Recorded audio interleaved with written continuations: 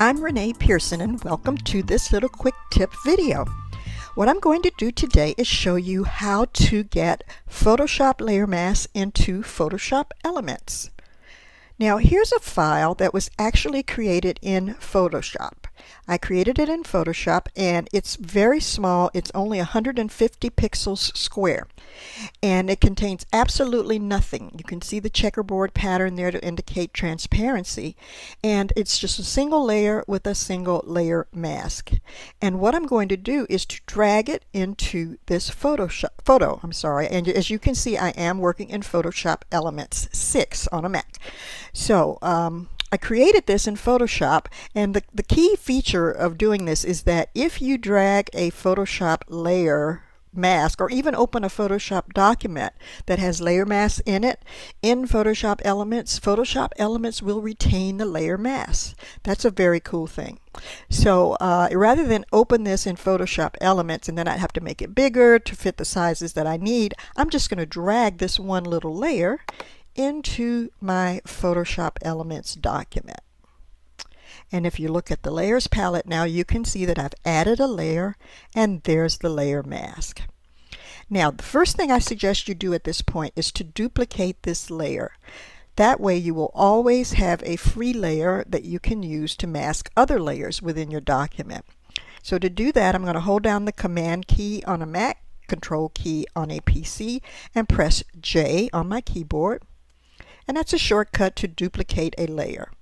I'm going to turn off the duplicate, and now I've got the original layer mask. Now really what I want to do though is to get this photo into this layer. So the first thing I need to do is to unlock it. You can see that it's locked here. So I'm going to unlock it. That makes it editable and movable. And I will move it up in my layers palette so that it's now one layer above the layer mask.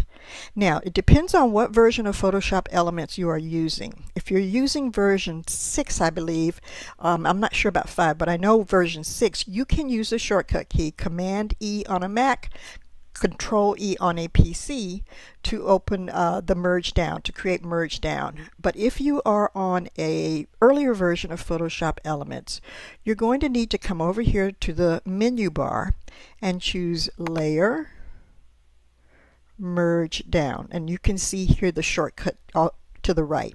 And here's why you want to do this in earlier versions of Photoshop Elements.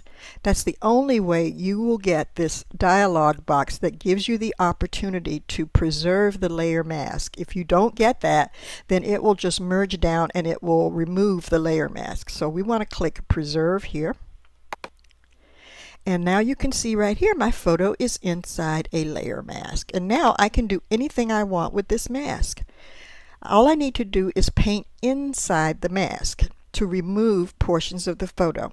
Now when you're working with masks, the thing to remember is black conceals and white reveals. Because this this layer mask contains all white, I can see everything because everything is revealed. If I put any black inside of here, the area that has black will be concealed. So why don't I just show you how to do that. I'm going to choose my brush tool here and click that. I'm fine with the brush tool, and I've got it set to 25 pixels soft round brush. I'm going to make it a little bit bigger.